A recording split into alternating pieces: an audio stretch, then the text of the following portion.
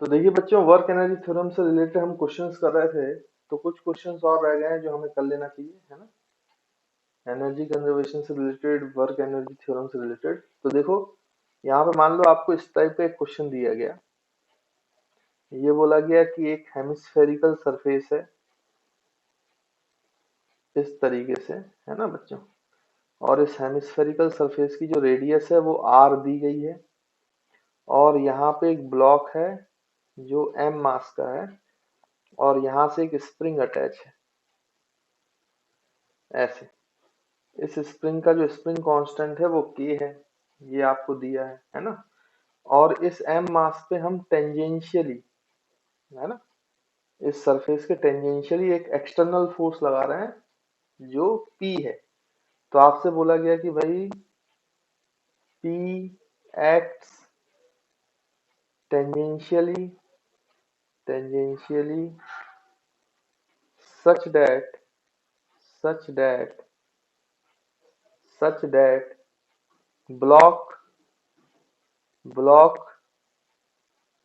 will move block will move slowly। तो आप block को बहुत स्लोली मूव करा रहे हो, मतलब उसको एक्सलेट नहीं करा रहे हो, बहुत स्लोली मूव करा रहे हो। और मूव कराते कराते कराते आप इस ब्लॉक को कितने एंगल पे ले गए बच्चों, एम मास के। तो आप इसको पाई/6 पे ले गए हो। यहाँ से पाई/6 पे कौन सा फोर्स लगा के, पी, और वेरी स्लोली, है ना, बहुत धीरे धीरे उसको ऊपर ले जाया जा रहा है, बिना उसको क्या किए बच्चों, एक्सलरेट किए, है ना। तो आपसे ये बोला जा रहा है कि अगर ऐसा है तो ये जो पी फोर्स है ये कितना वर्क डन कर रहा होगा। तो आपको फाइंड करना है work done by P force, external force P, है ना। अब ऐसे क्वेश्चन को कैसे सॉल्व किया जाता है, तो कई बार मैंने आपको बोला है कि कई बार जो है डायरेक्ट आपका क्या नहीं निकल के आता बच्चों, डायरेक्ट आपको क्या नहीं पता चलता है, वर्क डन नहीं निकाल पाते हो आप, है ना। हालांकि इसमें भी सोचा जाए तो आप किसी भी थीटा पे जाके डी थीटा करके इंटीग्रेट करके निकाल सकते हो, but which is very very lengthy approach. वो बहुत टफ भी हो जाएगा और लेंदी भी हो जाएगा। तो वो मैं अप्रोच आपको नहीं बता रहा हूँ यहाँ पर। मैंने आपको एक क्वेश्चन पहले भी कराया था, तो मैंने बताया था कि कई बार ऐसा होता है कि अगर डायरेक्टली आपको वर्क डन नहीं दिखाई दे किसी फोर्स का, तो आप वर्क एनर्जी थ्योरम से सोचा करो, तो चीजें आसान होती हैं। मतलब वर्क एनर्जी थ्योरम को as a indirect method to calculate work done of any force हम ऐसा सोच सकते हैं ना। तो यहाँ पे अगर हम सॉल्यूशन करें भाई, तो इस तरीके से सॉल्व कर सकते हैं वर्क एनर्जी थ्योरम अप्लाई करके। अब आप ध्यान से देखो, तो जब ये यहाँ पहुंच गया है तो ये स्प्रिंग जो है वो कितना इलांगेशन होगी बच्चों, ये पाई/6 है। तो ये आर्क लेंथ कितना हो जाएगा, ये आर्क लेंथ, अगर ये वाली लेंथ अगर हम देखें तो ये आर्क लेंथ हो जाएगी बच्चों कितना, आर मतलब थीटा अगर आपको दिया है और रेडियस आपको पता है, तो आर इंटू थीटा होता है आर्क लेंथ। तो ये हो जाएगा πr/6, ये लेंथ है। तो ये इलांगेशन है। तो जो यहाँ पे स्प्रिंग, मतलब ये इलांगेशन इन स्प्रिंग है ना बच्चों, ऐसे आप सोच सकते हो। तो यहाँ पे देखो, अगर हम वर्क एनर्जी थ्योरम लगाएं, वर्क एनर्जी थ्योरम,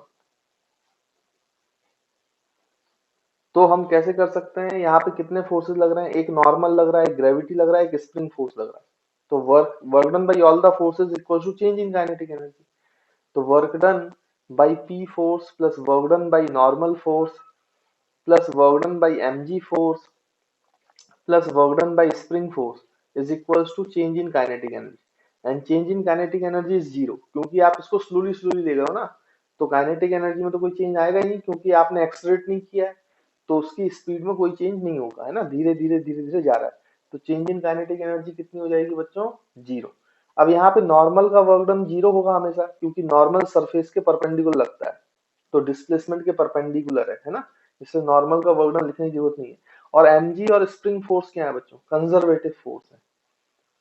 तो कंजर्वेटिव फोर्सेस को आप उधर ले जाके डेल्टा यू लिख सकते हो। Work done by conservative force is minus delta U, उधर जाएगा तो प्लस डेल्टा यू। तो वर्क डन बाई पी जो है ये उधर जाके बच्चों क्या हो जाएगा, डेल्टा यू, है ना, चेंज इन पोटेंशियल एनर्जी। तो देखो, अगर आप final potential energy minus initial potential energy कर दोगे स्प्रिंग और ग्रेविटी दोनों की, तो आपको वर्क डन बाई क्या मिल जाएगा, पी फोर्स, इनडायरेक्टली। है ना, जो कि हमें निकालना था। तो वर्क एनर्जी थ्योरम से आसानी से निकाल सकते हो। अब हमें पोटेंशियल एनर्जी लिखने के लिए क्या करना पड़ेगा, रेफरेंस लाइन चूज करनी पड़ेगी। तो ये जो लाइन है यहाँ से हम ब्लॉक को ले जा रहे हैं, इसको रेफरेंस लेवल मान लेते हैं, क्योंकि ये नेचुरल लेंथ भी थी। तो स्प्रिंग के लिए भी रेफरेंस लेवल हो जाएगा और ग्रेविटी के लिए भी रेफरेंस लेवल हो जाएगा। अब आप ध्यान से देखो तो ये है रेडियस आर और ये हाइट है। ग्रेविटी की बात करें इस पॉइंट से इस वर्टिकल हाइट जो ऊपर गया है, तो ये जो वर्टिकल हाइट है बेटा ये कितना हो जाएगा, आर साइन पाई/6, यानी कि साइन 30, है ना भाई, ये परपेंडिकुलर बन गया ना। तो आर साइन पाई/6 जो होता है 30 डिग्री होता है, तो ये कितना हो जाएगा बच्चों, r/2, है ना। साइन 30 की वैल्यू 1/2 होती है। तो यहाँ पे आप लिख सकते हो इसको, work done by P force is equal to final potential energy. Final potential energy और final gravitational potential energy mgh, क्योंकि ये h जो है r/2 हाइट पर है। तो यहाँ पे हम लिखेंगे ब्लॉक की पोटेंशियल एनर्जी mg, हाइट की वैल्यू है r/2, तो यहाँ पे r/2 लिख दो भाई।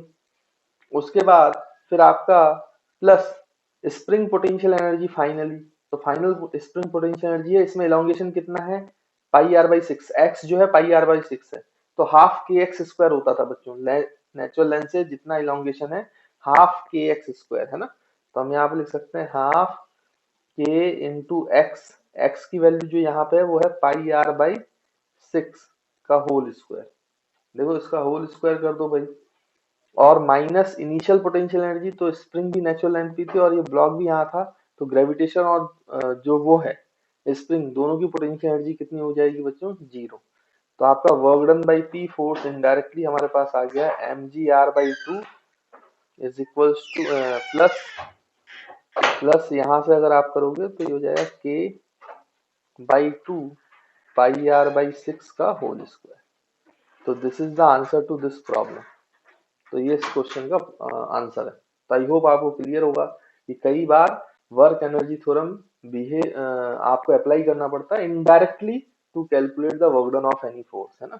तो बड़ा इंपॉर्टेंट कॉन्सेप्ट है, और ऐसा नहीं करोगे तो फिर वैसे सोच पाना जैसे हम नॉर्मल वर्क डन निकालते हैं सब बड़ा टिपिकल हो जाएगा, है ना। पूरा आपको इंटीग्रेशन से जाना पड़ेगा, क्योंकि एंगल लगातार चेंज हो रहा है। फिर पी फोर्स की वैल्यू भी mg और k कितना लग रहा है उसके इक्विवेलेंट लेना पड़ेगा, तब जाके आपका आंसर आएगा। तो आई होप आपको कॉन्सेप्ट जो है वो क्लियर होगा। और देखिए बच्चों इसमें कैसे क्वेश्चंस पूछे जा सकते हैं, तो कंस्ट्रेंट से ही मिक्स करके आपको क्वेश्चन पूछा जा सकता है। कैसे, मैं आपको समझाता हूँ। मान लीजिए कि इस तरीके से एक सपोर्ट है, यहाँ पे एक पुली है, यहाँ पे जो मास है बच्चों, लेट्स सपोज ये 1 kg का मास है। ये पुली से ऐसे रोप है, रोप ऐसे पुली से पास हो रही है, और फिर यहाँ पर ये 2 kg का मास है ना। और बोला गया कि आपने सिस्टम को यहाँ से रिलीज कर दिया, रिलीज्ड। तो रिलीज कर दिया तो ऑब्वियस सी बात है ये वाला जो ब्लॉक है 2 kg वाला ये नीचे आएगा। तो उन्होंने बोला कि ये 2 kg वाला जो है नीचे 2 मीटर दूरी तक आया। जब ये नीचे 2 मीटर तक की दूरी पे गिरा है, तो आपको बताना है कि इस 2 kg की या 1 kg की रफ्तार कितनी होगी, ये आपको बताना है ना बच्चों। तो यहाँ पे हम लिख लेते हैं find the speed, find the speed of 1 kg and 2 kg block when 2 kg block falls 2 kg block falls 2 meter 2 kg block falls 2 metre, है ना। तो 2 मीटर जब फॉल कर गया तो आपको बताना है कि इनकी रफ्तार कितनी होगी। अब ये है क्वेश्चन, इसको कैसे सॉल्व करेंगे। तो बेसिकली ऐसा नहीं है कि आप इसको एनएलएम से सॉल्व नहीं कर सकते हो, है ना। एनएलएम से भी सॉल्व किया जा सकता है, लेकिन उसमें इक्वेशन लिखनी पड़ेगी आपको, टेंशन की, एक्सेलरेशन की, फिर ये सॉल्वेबल होगा। लेकिन वर्क एनर्जी, अगर आप वर्क एनर्जी पावर से जाते हो, या यहाँ पे देखो तो ग्रेविटी का वर्क डन है नीचे की तरफ, है ना। तो अगर आप उससे जाओगे तो फायदा ये है कि आपको एक ही इक्वेशन लिखनी पड़ती है। तो वर्क एनर्जी पावर या एनर्जी कंजर्वेशन ऐसे सवालों को वन लाइन में सॉल्व करा देता है, ये फायदा होता है। बाकी आप एनएलएम में इसमें वो निकालेंगे, एक्सेलेरेशन निकालेंगे, फिर आप 2 मीटर लेंथ पे कितना स्पीड होगा वैसे भी आप निकाल सकते हो, लेकिन उसमें कई सारी इक्वेशंस निकालनी पड़ेंगी आपको, टेंशन निकालना पड़ेगा, फिर एक्सेलेरेशन निकालना पड़ेगा, फिर s is equal to ut plus half at square लगाना पड़ेगा। है ना, या फिर v square minus u square equal to 2as लगाना पड़ेगा, तब जाके आपका आंसर आएगा। एनएलएम से सॉल्वेबल है ये सवाल, ऐसा नहीं है, लेकिन उसमें 3-4 इक्वेशन बनेगी। लेकिन अगर आप एनर्जी कंजर्वेशन लगाओगे, क्योंकि केवल ग्रेविटी फोर्स लग रहा है, तो बड़े ही आसानी से सॉल्व हो सकता है सवाल आपका, है ना। कैसे, मैं आपको समझाता हूँ। तो मान लीजिए कि 2 kg जो ब्लॉक है वो ऐसे नीचे आ गया होगा। तो जब 2 kg नीचे आ गया होगा तो उसकी रफ्तार मान लीजिए कि कितनी है बच्चों, v। तो 1 kg भी आगे आ गया होगा। तो 1 kg भी अगर आगे आ गया होगा तो उसकी रफ्तार भी v होगी, क्योंकि फिक्स्ड पुली है ना। जितना रफ्तार इस 2 kg की होगी 2 मीटर पे, उतनी ही रफ्तार 1 की भी होगी। इसमें तो कोई दिक्कत है ही नहीं, वी वी दोनों सेम है क्योंकि फिक्स्ड पुली है। ये कंस्ट्रेंट में हम जानते ही है ना। तो यहाँ पे क्या हो जाएगा कि आप एक काम करें कि एनर्जी कंजर्वेशन लगाएं। मान लीजिए ये सिचुएशन जब थी 1 kg और 2 kg की, ये ए पोजीशन थी, और जब ये पोजीशन हो गई, जब उनकी रफ्तार वी मीटर पर सेकेंड है और नीचे की तरफ 2 मीटर गिर चुका है, तो ये पोजीशन जो है ये बी है। हम तो ऐसा मान लेते हैं, है ना बच्चों। अब ए और बी के बीच में आप क्या लगाओ, यहाँ पे बच्चों आप जो है एनर्जी कंजर्वेशन लगाओ, है ना। तो यहाँ से मैं क्या कर लूंगा, रेफरेंस लेवल ले लेता हूँ। तो ये जो 2 kg की पहली ए पोजीशन थी, इसी को रेफरेंस लेवल मान लो, और मान लो 1 kg जो है इस रेफरेंस लेवल से x ऊपर है, हाइट पर, है ना। अब लगाएं आप एनर्जी कंजर्वेशन, सॉल्यूशन में हम लगाते हैं। सॉल्यूशन में एनर्जी कंजर्वेशन, तो हम अगर यहाँ पे एनर्जी कंजर्वेशन लगाएंगे तो kinetic energy at A point plus potential energy at A point must be equals to kinetic energy at B position plus potential energy of B position of the system. Kinetic energy at A release किया था 0, plus potential energy at A, तो 2 kg का जो है वो तो reference level पे है तो उसकी 0 है। 1 kg का पोटेंशियल एनर्जी एक्स हाइट ऊपर है रेफरेंस लेवल से, तो 1 × g × x, है ना। तो gx हो गया equal to kinetic energy at position B, तो 2 kg का हो जाएगा half into 2 × v² plus 1 kg का हो जाएगा हाफ इंटू 1 × v², और यहाँ पे आ जाएगा बच्चों कितना, plus potential energy at point B, position B. तो ये क्या है कि नीचे आया है भाई, ये तो अभी भी एक्स हाइट ऊपर है 1 kg, तो उसका जो पोटेंशियल एनर्जी है वो जी एक्स हो जाएगा, 1 mgh, तो हाइट एक्स है और जी है और मास 1 है, प्लस माइनस करेंगे 2 kg। 2 kg नीचे आया है रेफरेंस लेवल से, तो उसकी पोटेंशियल एनर्जी नेगेटिव हो जाएगी, तो -2g इंटू कितना बच्चों, नीचे कितना आया है, हाइट वो है 2 मीटर, है ना। अब देखो ये gx और ये gx तो कैंसिल हो गया, फिर ये 2g × 2 इधर आएगा तो 4 × g, है ना। तो इधर आके ये कितना हो जाएगा बेटा 40, 2 × 2 4 × g, 10 ले लो तो 40 हो गया, इक्वल्स टू यहाँ पे कितना बचा बच्चों, तो ये 2 कैंसिल, तो ये हो जाएगा v², और ये हो जाएगा v²/2। तो यहाँ से देखो ये हो जाएगा 3v²/2 इक्वल्स टू 40, तो v² की वैल्यू आ जाएगी 80/3 का रूट, अगर स्क्वायर हटा दो तो मीटर पर सेकेंड। तो this is the velocity of both the blocks. तो देखो इस तरीके से निकाल सकते हो आप। तो स्टूडेंट्स, इस क्वेश्चन को अगर आपको सॉल्व करना है तो आप ऐसे भी सॉल्व कर सकते हो कि एनर्जी का कंजर्वेशन आप जब लगा रहे हो तो एक्चुअली में एनर्जी कंजर्वेशन का मतलब है, वर्क एनर्जी थ्योरम का मतलब है एनर्जी का जोड़ना घटाना, क्योंकि एनर्जी जो है वो एक दूसरे के ट्रांसफॉर्म हो रही है, एक फॉर्म से दूसरे फॉर्म में ट्रांसफॉर्म होती है, ये हमें पता है। तो यहाँ पे जो पोटेंशियल एनर्जी, जब 2 kg ब्लॉक नीचे आया है तो नीचे आने पे हमें पता है कि पोटेंशियल एनर्जी डिक्रीज होती है। तो जो पोटेंशियल एनर्जी डिक्रीज हुई है वही तो इस सिस्टम की काइनेटिक एनर्जी में गई है, वही तो काइनेटिक एनर्जी बनाएगा ना। Potential energy is converted into kinetic energy. तो अगर मुझे लिखना होता तो मैं ये नहीं लिखता, ये तो आपको मैंने बेसिक बता दिया है कि इस तरीके से आप चाहें तो अप्लाई कर सकते हो। लेकिन अगर डायरेक्टली सॉल्व करना है, बहुत तेजी से सॉल्व करना है इन तरीकों के सवाल को, तो कैसे सॉल्व किया जा सकता है कि मुझे ये पता है कि जो पोटेंशियल एनर्जी कम होगी वो काइनेटिक एनर्जी में जाएगी। तो यहाँ पे पोटेंशियल एनर्जी में कितना कमी आई वो लिख लो एक साइड, तो क्या वही कन्वर्ट हुआ है जितना पोटेंशियल एनर्जी में कमी आई है, क्या वही कन्वर्ट हुआ है किसमें बेटा, काइनेटिक एनर्जी में। तो मैं तो डायरेक्ट लिखता, अगर मुझे लिखना होता। मुझे पता है कि डिक्रीज, जो पोटेंशियल एनर्जी में डिक्रीज है, decrease in potential energy, actually में वही तो किसके फॉर्म में गया है, काइनेटिक एनर्जी में, is equals to kinetic energy. भाई बात तो यही है ना, जो पोटेंशियल एनर्जी में डिक्रीज आएगा वही तो काइनेटिक एनर्जी में जाएगा। तो यहाँ पे पोटेंशियल एनर्जी में डिक्रीज क्या है वो लिखो। तो नीचे आया कितना 2 मीटर, तो डिक्रीज हुआ है mgh, मतलब 2 × g10 into h। h height कितनी आई है, तो this is the decrease in potential energy and this is converted into what, kinetic energy of the system. तो इसकी काइनेटिक एनर्जी कितनी है बेटा, half into 2 × v² plus 1 kg की काइनेटिक एनर्जी, क्योंकि दोनों की काइनेटिक एनर्जी इस डिक्रीज इन पोटेंशियल एनर्जी की वजह से आ रहा है, इंटू 1 × v²। तो यहाँ से 2 कैंसिल, तो देखो ये आ गया आपका कितना डायरेक्ट 40, तो नीचे से 280 और ऊपर 3/2 आएगा ना, तो नीचे 3, तो v की वैल्यू डायरेक्ट 80/3 रूट मीटर पर सेकंड। तो इस तरीके से एक लाइन में ये लिखा जा सकता है। और अगर आपको कोई समस्या है तो आप रेफरेंस लेवल लेकर एनर्जी कंजर्वेशन लगाएं दोनों पॉइंट पर, तो भी वही आंसर आएगा। बस ये थोड़ा सा 1-2 स्टेप एक्स्ट्रा बढ़ जाते हैं इसमें, बाकी इस तरीके से आप सोचोगे तो एक लाइन में भी आंसर आसानी से आप लिख सकते हो। आई होप आपको ये कॉन्सेप्ट क्लियर हुआ।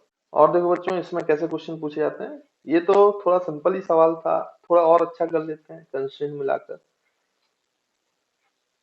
तो देखो इस तरीके से आपको क्वेश्चन पूछा जाता है कि लेट सपोज ये आपका एक पुली है यहाँ पर, और इस पुली से इस तरीके से, इस तरीके से, फिर यहाँ पे एक और पुली है, यहाँ पे मान लीजिए इस तरीके से एक ब्लॉक हैंग है जिसका मास 2 kg है, फिर ये ऊपर गया, फिर यहाँ पे एक और पुली है, ये ऐसे ऊपर, और यहाँ पे एक और ब्लॉक लगा हुआ है डेट इज 4 kg। अब ये बोला गया जब 4 kg नीचे आ जाएगा, कितना बेटा, 2 मीटर, 4 kg 2 मीटर अगर नीचे आ जाएगा, तो आपको बताना है कि जब ये 4 kg नीचे आ जाएगा तो ये 2 kg ऊपर जाएगा, ऑब्वियस सी बात है, तब इनकी रफ्तार क्या है ना। तो आपको बताना है find the velocity of both blocks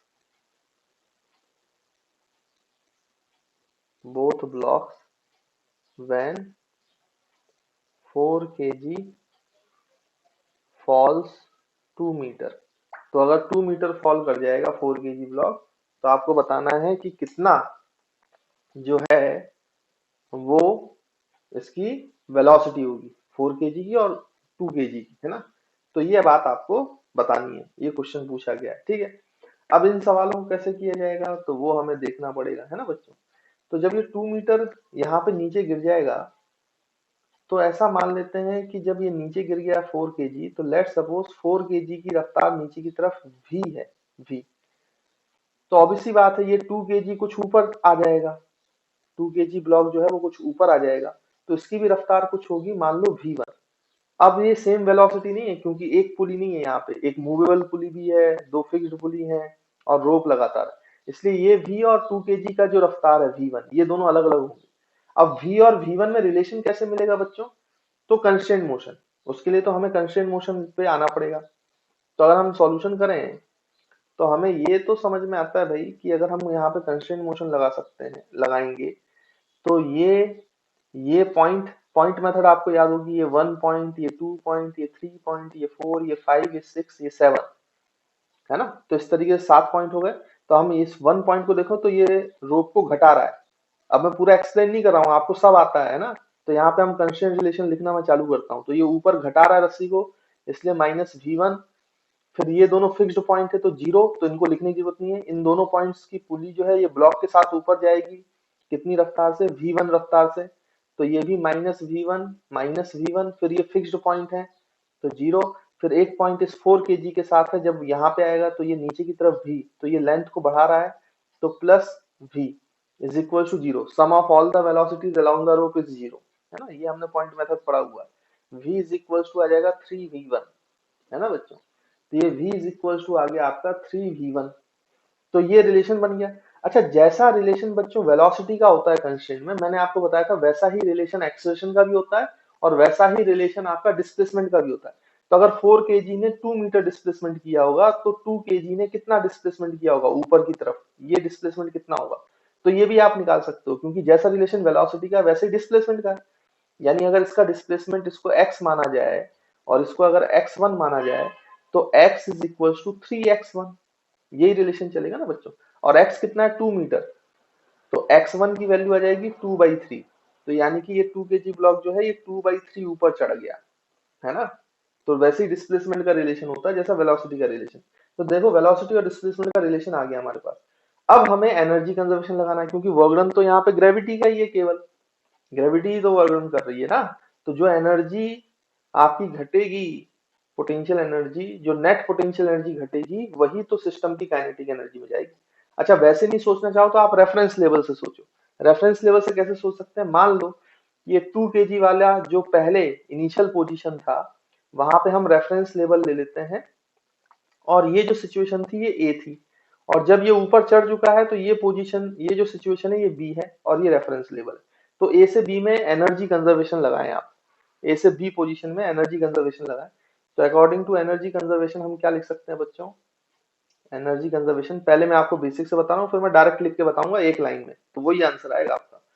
तो देखो एनर्जी कंजर्वेशन से आप लिख सकते हो कितना बच्चों, ये रेफरेंस लेवल है। अच्छा ये 4 kg की दूरी हमें नहीं पता, तो इसको तो आप क्या ले लो, एल ले लेते हैं। रेफरेंस लेवल से 4 kg की दूरी हमें नहीं पता, तो उसको फिलहाल हम कितनी ले लेते हैं बच्चों, एल। तो यहाँ पे देखो कितना हो जाएगा, मतलब ए पोजीशन पे kinetic energy A plus potential energy at A is equal to B position पे kinetic energy plus potential energy at B. तो काइनेटिक एनर्जी एट ए, क्योंकि यहाँ पे तो रिलीज हुआ था, तो 0, 4 kg का भी 2 kg का, plus potential energy at A, तो 2 kg तो रेफरेंस लेवल पे है तो उसका पोटेंशियल एनर्जी नहीं लिखा जाएगा। 4 kg क्या है, रेफरेंस लेवल से एल लेंथ ऊपर है, तो m मतलब 4 into g that is 10 into L. तो देखो ये लिख दिया हमने पोटेंशियल एनर्जी, तो ए पोजीशन पे सारी पोटेंशियल एनर्जी और काइनेटिक एनर्जी लिख गई। अब काइनेटिक एनर्जी एट बी, तो 4 kg की वेलोसिटी v है, और ये जो वेलोसिटी है बच्चों ये कितना है, v1 है। तो v अगर हम लिखेंगे तो यहाँ पे कितना लिख सकते हैं, देखिए v को एक काम करो 3v1 लिख लेते हैं ना बच्चों डायरेक्ट। तो 4 kg की जो काइनेटिक एनर्जी हो जाएगी half into 4 into v square, लेकिन v को मैं क्या लिख लेता हूँ डायरेक्ट यहाँ से रिलेशन से कंस्ट्रेंट से 3v1, तो 3v1 का होल स्क्वायर प्लस 2 kg की काइनेटिक एनर्जी, तो उसकी रफ्तार v1 है, तो half into 2 into v1 square, है ना बच्चों। तो ये kinetic energy at position B हो गई, दोनों की 4 kg और इसकी। फिर प्लस पोटेंशियल एनर्जी लिखो 4 kg की और 2 kg की। तो देखो 2 kg कितनी हाइट ऊपर चला गया, तो इसकी पोटेंशियल एनर्जी बढ़ गई, कितनी चला गया 2/3। तो हम यहाँ पे लिख सकते हैं 2 इंटू जी 10 इंटू 2/3 बच्चों। और उसके बाद यहाँ पे माइनस, देखो ये तो नीचे आ गया ना, नहीं लेकिन रेफरेंस लेवल नीचे लिया है तो ये प्लस ही रहेगा। अब ये लेंथ कितनी है बच्चों, देखो आप ये वाली लेंथ, अगर ये एल है, ये 2 मीटर है, तो दिस इज एल माइनस 2। तो अभी ये 4 kg रेफरेंस लेवल से कितना ऊपर है, एल माइनस 2। तो ये हो जाएगा 4 kg इंटू जी इंटू एल माइनस 2। देखो ये हमने लिखा, जब ये पूरी चीज लिखी तो ये हो जाएगा 40L इज इक्वल्स टू, ये 2 से कैंसिल हो जाएगा बच्चों, तो 2 इंटू 3, तो ये हो जाएगा 6v1 स्क्वायर, और ये 2 से ये 2 कैंसिल, है ना, ये कैंसिल कर दो आप, तो ये हो जाएगा प्लस v1 स्क्वायर, और ये लिखोगे आप तो 2 इंटू 2 ये 40/3 आ जाएगा, और प्लस ये 40L और माइनस 40 इंटू 2, तो ये हो जाएगा 80। देखो बच्चों 40 इंटू 2 क्या हो, तो कितना हो जाएगा 80। तो ये 40L और 40L बच्चों कैंसल, और अगर आप इसको सॉल्व करोगे तो 80/3, तो 3 से मल्टीप्लाई करोगे अगर आप, तो ये आ जाएगा 240, है ना बच्चों 240। 240 में से ये माइनस करोगे तो 200/3 आएगा, तो माइनस 200/3 इधर आओगे, ले आओगे तो प्लस हो जाएगा, तो ये 7v1 square is equal to 200/3। देख लो कहीं कैलकुलेशन मिस्टेक नहीं होना चाहिए बस। तो ये नीचे जाएगा तो ये 200/7 इंटू 3 कितना हो जाएगा बच्चों 21, और उसका क्या हो जाएगा रूट, तो ये मीटर पर सेकंड। देखो ये v1 आ गया, और अगर आपका v1 आ गया तो बच्चों आपका आसानी से क्या आ जाएगा 3v1, तो v की वैल्यू भी आपको मिल जाएगी, मतलब दोनों ब्लॉक्स की वेलोसिटी मिल गई। तो 3v1 की वैल्यू है √200/21। सॉल्व करोगे बच्चों, सिंप्लीफाई कर लेना, तो आंसर मिल जाएगा आपको। तो देखो बच्चों ये 3 का स्क्वायर होगा, है ना, तो 3 का स्क्वायर 9 होगा, 9 इंटू 2 जो है यहाँ पे 18 आएगा। हाँ यहाँ पे थोड़ा सा कैलकुलेशन मिस्टेक हो गया है। 18 और ये करोगे तो ये 19v1 स्क्वायर आएगा, है ना। तो ये 19 इंटू 3, तो 3 इंटू यहाँ पे आपको 19 लिखना पड़ेगा, 19। बाकी आप सॉल्व कर लेना, तो 3 इंटू जो है 19 आ जाएगा, है ना। तो ये दोनों रफ्तार आ जाएंगी, बाकी आप सॉल्यूशन कर लेना इसका, तो आपको सॉल्वेबल हो जाएगा, है ना। बाकी तो मेरे ख्याल से कोई कैलकुलेशन मिस्टेक नहीं है। अब देखिए बच्चों, इसी चीज को लिखने का दूसरा तरीका क्या है, मतलब मैं डायरेक्ट ये इक्वेशन ऐसे ना लिख के मैं डायरेक्ट लिख लेता हूँ, आपको भी वो फीलिंग आनी चाहिए। वर्क एनर्जी थ्योरम जैसे मैंने आपको बताया कि ये जोड़ना घटाना है एनर्जीज का, तो जितनी पोटेंशियल एनर्जी में नेट डिक्रीज आएगा वही net increase in kinetic energy होगी सिस्टम की, है ना बच्चों। तो हम यहाँ पे बोल सकते हैं कि जो the net decrease in potential energy is converted into what? Kinetic energy of system. Kinetic energy of system. ये बात तो मुझे समझ में आती है भाई, क्योंकि और कुछ होगा नहीं ना, एनर्जी कंजर्वेशन में यही तो होता है, एनर्जी ट्रांसफर होती है एक दूसरे में। मतलब ये तो मैं आपको बेसिक अप्रोच बता रहा हूँ, लेकिन आपको ऐसी फीलिंग आनी चाहिए सॉल्व करते समय, तो आप बहुत आसानी से क्वेश्चन, हालांकि इतना आसान नहीं है, वो प्रैक्टिस से ही आएगी, लेकिन फिर भी मुझे ये पता है कि यहाँ पे डिक्रीज किस में हो रही है पोटेंशियल एनर्जी, 4 kg की पोटेंशियल एनर्जी में डिक्रीज हो रहा है, लेकिन यहाँ पे एक 2 kg वाले का इंक्रीज हो रहा है पोटेंशियल एनर्जी। तो नेट डिक्रीज कितना है बच्चों, जो इसका डिक्रीज है माइनस जो इसका इंक्रीज है, वो नेट डिक्रीज है ना। सिस्टम की पोटेंशियल एनर्जी में नेट डिक्रीज जो आया है वो 4 kg में जो डिक्रीज है माइनस 2 kg के इंक्रीज को माइनस करना पड़ेगा, तो आपको net decrease in potential energy of system मिलेगा। तो 4 kg का जो डिक्रीज है वो कितना डिक्रीज है वो लिखो भाई, तो वो है, वो नीचे आया है 2 मीटर, तो 4 mgh, तो 4 इंटू जी इंटू 10 इंटू एच जो है बच्चों वो 2, क्योंकि नीचे 2 आया। This is the decrease in potential energy of 4 kg, but net decrease नहीं हुआ, क्योंकि 2 kg का तो बढ़ गया, तो 2 kg वाले का जो बढ़ गया है वो माइनस करना पड़ेगा, तो नेट डिक्रीज आएगा। तो इसका कितना बढ़ा, mgh, तो 2 इंटू जी, जी बच्चों 10 इंटू एच, तो इसकी हाइट कितनी है 2/3, इज इक्वल टू, जो ये net decrease in potential energy है वही तो काइनेटिक एनर्जी में चेंज हुई है ना। तो हम इसकी काइनेटिक एनर्जी लिखें 4 kg वाले की, तो हाफ इंटू 4 इंटू V1, और V1 को आप लिख सकते हो, सॉरी V स्क्वायर, लेकिन V को लिख सकते हो 3V1 का स्क्वायर, तो 3V1 का whole square plus half into इसकी काइनेटिक एनर्जी, तो इंटू 2 इंटू V1 स्क्वायर। देखो डायरेक्ट सॉल्व हो गया है, तो ये 2 आ गया बच्चों, यहां से अगर आप डायरेक्टली सॉल्व करोगे तो ये आ जाएगा 80, तो ये आ जाएगा आपका 40/3, फिर से करोगे तो ये आ जाएगा आपका 200, 240 माइनस 40/3, तो 200/3, और इज इक्वल्स टू ये देखो कितना आ जाएगा 9v1 स्क्वायर इंटू 2, तो 18 प्लस V1 स्क्वायर, तो 19v1 स्क्वायर। तो देखो V1 की वैल्यू डायरेक्ट √200/19 इंटू 3।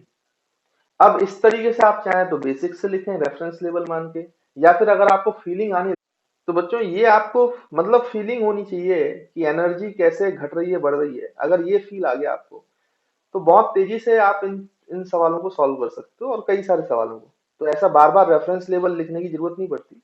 हाँ लेकिन एक बात तय है कि उसके लिए प्रैक्टिस जरूरत है। मेरी बहुत प्रैक्टिस हो गई तो मैं तो डायरेक्ट लिख लेता हूँ, ओरली भी सॉल्व कर लेता हूँ सवालों को। आपको थोड़ी प्रैक्टिस करनी पड़ेगी उसके लिए, तो ये चीज आएगी। और कहीं भी आप फंसो तो फिर आप ये बेसिक तरीके पे जाओ, रेफरेंस लेवल लेकर फिर एनर्जी दोनों तरफ इक्वेट करें आप, तो फिर आपसे ये सवाल बन जाएंगे, है ना। तो आई होप आपको ये जो कॉन्सेप्ट है वो क्लियर होगा।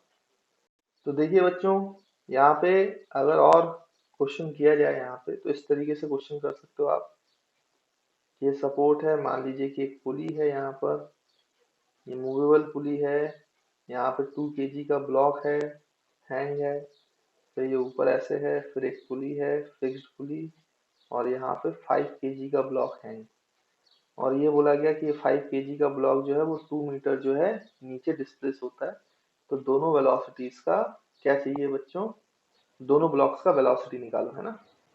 तो find velocity of both blocks, जब ये 2 मीटर नीचे गिर जाएगा, है ना। तो फिर से वही बात है कि कैसे हम सॉल्व करेंगे। तो जब ये 5 केजी वाला ब्लॉक नीचे आ जाएगा यहाँ पर, तो मान लीजिए कि उसकी रफ्तार v है, तो 2 केजी वाला ब्लॉक कुछ ऊपर जाएगा, तो ये कितना हो जाएगा, इसकी रफ्तार v1 हो जाएगी, है ना बच्चों। अब v और v1 में आप रिलेशन निकाल सकते हो, ये 1, ये 2, ये 3, ये 4, ये 5, ये 6। तो 1 तो भाई रेस्ट पे है, वहां पे अटैच है तो ये वाला पॉइंट की कोई वेलोसिटी है, छोड़ दो। इस वाले पॉइंट की वेलोसिटी ऊपर की तरफ है, कितनी, v1।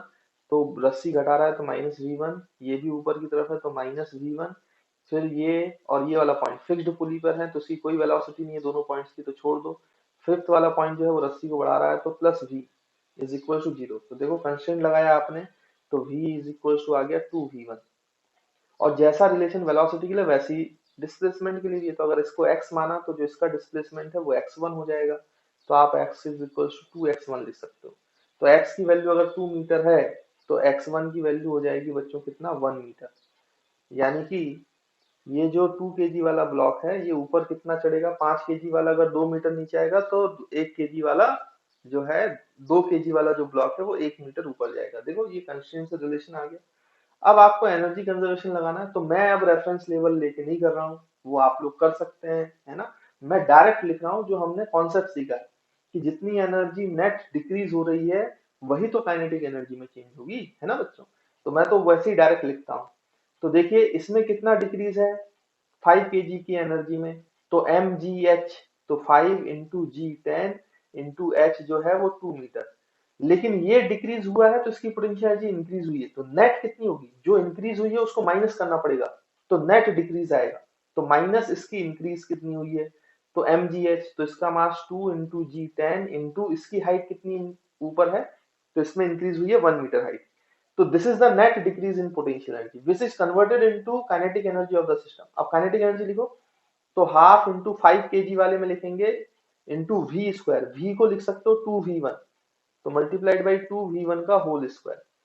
फिर प्लस इसकी काइनेटिक एनर्जी, तो हाफ इंटू 2 इंटू v1, इसकी वेलोसिटी v1 है तो v1 square.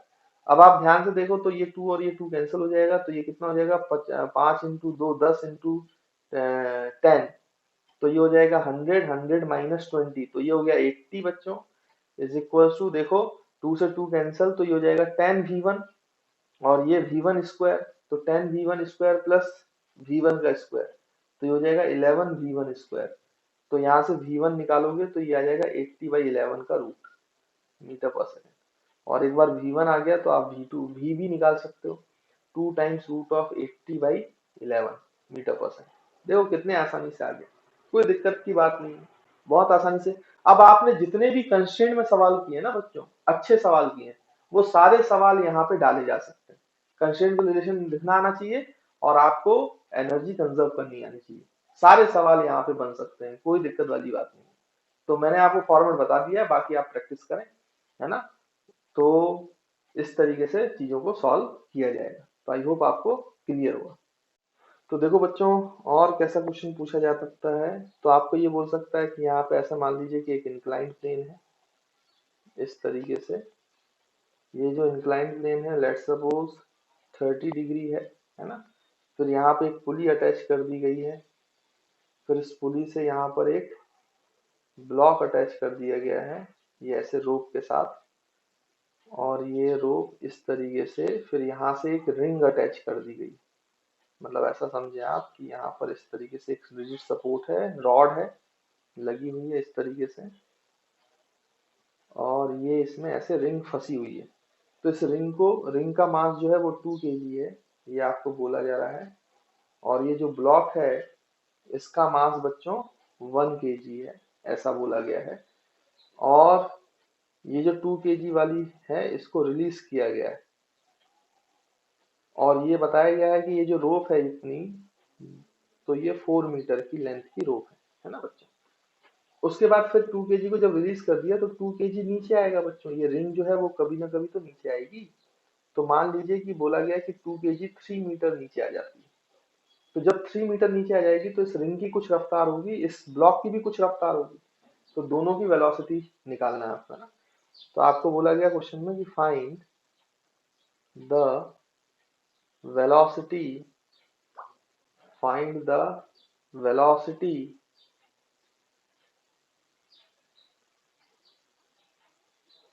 Find the velocity. एक काम करो, थोड़ा सा न्यूमेरिकली आसान करने के लिए इसको 8 ले लो और ये 6 मीटर ले लो, है ना। थोड़ा सा कैलकुलेशन आसान हो जाएगी इसलिए लिया, बाकी उससे कैलकुलेशन टफ हो जाती है। Find the velocity of block and ring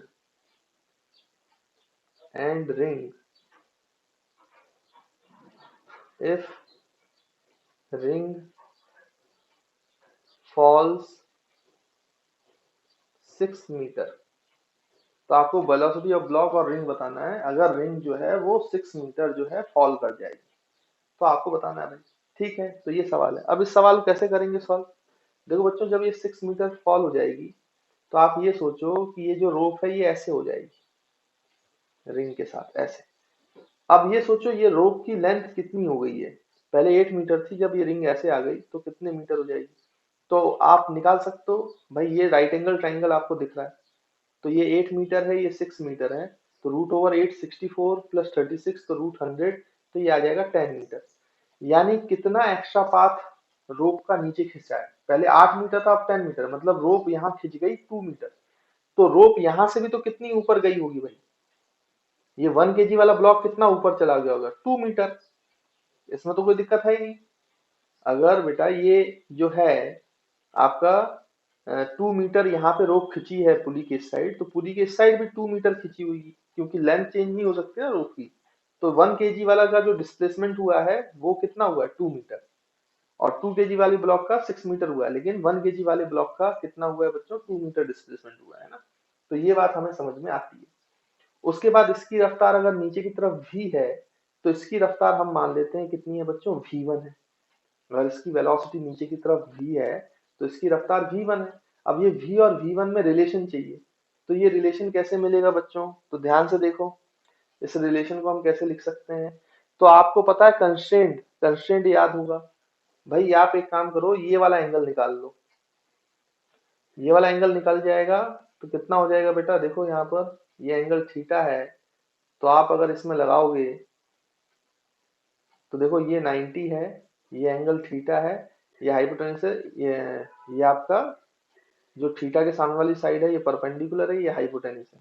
तो अगर आप साइन थीटा लगाते हो यहाँ पर, है ना, यहाँ पे लिख देते हैं साइन थीटा, तो ये हो जाएगा perpendicular upon hypotenuse, that is 8/10। तो 2 से कैंसिल करोगे तो 4/5। तो थीटा की वैल्यू मेरे ख्याल से 53 डिग्री आएगी।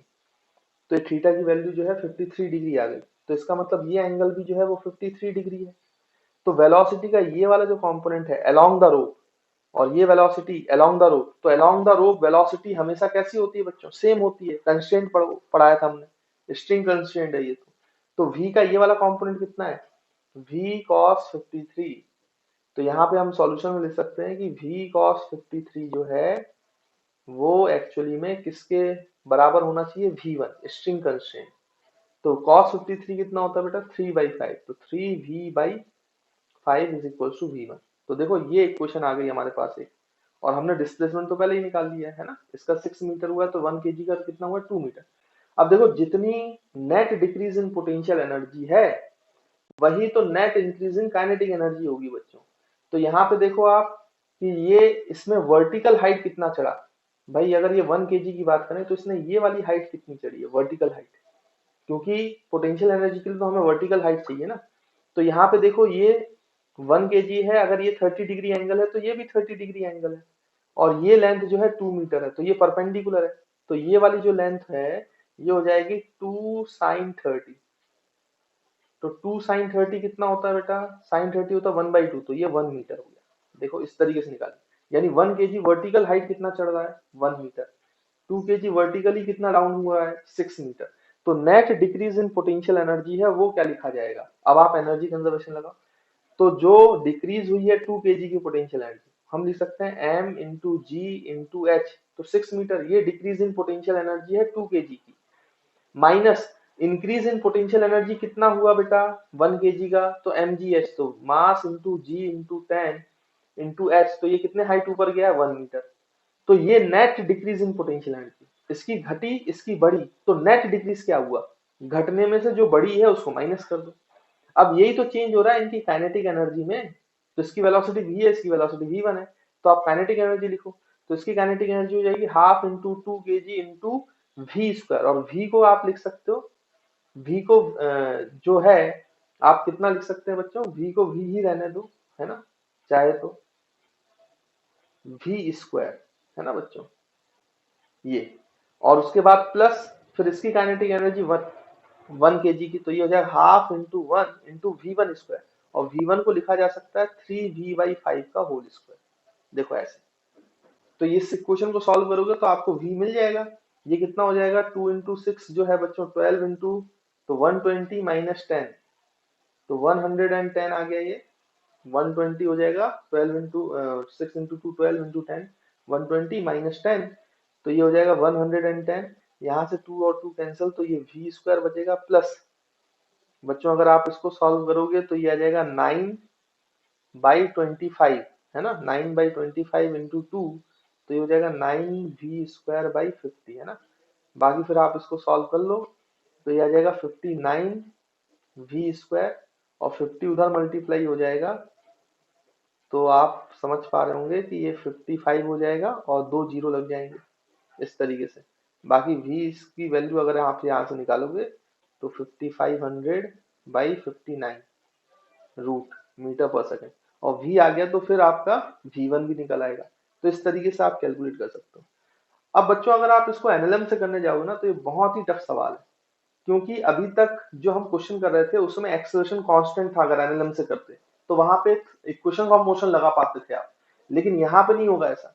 क्योंकि देखो जैसे जैसे ये ब्लॉक नीचे आ रहा है ये एंगल थीटा चेंज हो रहा है, चेंज हो रहा है, ये एंगल थीटा लगातार चेंज होगा, और अगर ये एंगल थीटा लगातार चेंज होगा तो हर समय पे एक्सेलरेशन की वैल्यू भी चेंज होगी, तो इसको तो आप इक्वेशन ऑफ मोशन लगा के कर ही नहीं पाओगे। इस टाइप के एनएलएम, इस टाइप के अगर एनएलएम से सवाल करने जाओगे तो they are highly and highly tough, पूरा इंटीग्रेशन वगैरह करना पड़ता है बार बार, और 4-5 इक्वेशन लिखनी पड़ेगी।